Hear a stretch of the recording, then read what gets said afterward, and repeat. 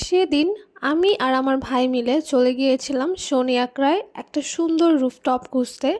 যেহেতু আমার একটা শাড়ির শ্যুট ছিল অ্যান্ড আমি এমন একটা রেস্টুরেন্ট খুঁজছিলাম যেখানে আমি রুফটপে হচ্ছে সুন্দর ডেকোরেশনে পিকচার্স তুলতে পারবো।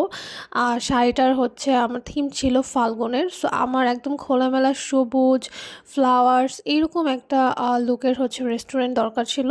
সো এরকম খুঁজতে খুঁজতে হঠাৎ শনিয়াকড়ায় এই সুন্দর রুফটপটা পেলাম, যেটা এত ভালো লেগেছে আমার কাছে। আমার থিমের সাথে একদম পারফেক্ট গিয়েছে অ্যান্ড তাদের ডেকোরেশনটাও অনেক বেশি সুন্দর। এই রেস্টুরেন্টটা এত বেশি ফটোজেনিক যে আপনি এখানে মানে যাওয়ার পরে কোনো জায়গা বাদ রাখতে পারবেন না ছবি তোলার জন্য। প্রত্যেকটা কর্নারে কর্নারে আপনার ছবি তোলার মতো জিনিস পাবেন আপনি। এখানে হচ্ছে রুফটপের উপরেও হচ্ছে আরেকটা রুফটপ ছিল। সো শনিয়াকড়ার মতো জায়গায় এইরকম একটা রুফটপ কিন্তু খুবই ভালো। আর আমি নিয়েছিলাম তাদের এই থাই ফ্রাইড চিকেনটা, যেটার টেস্টটা কিন্তু আমার কাছে অনেক বেশি ভালো লেগেছে। সো যারা শনিয়াকড়ায় থাকেন তারা অবশ্যই এই রেস্টুরেন্টটা ট্রাই করে দেখতে পারেন।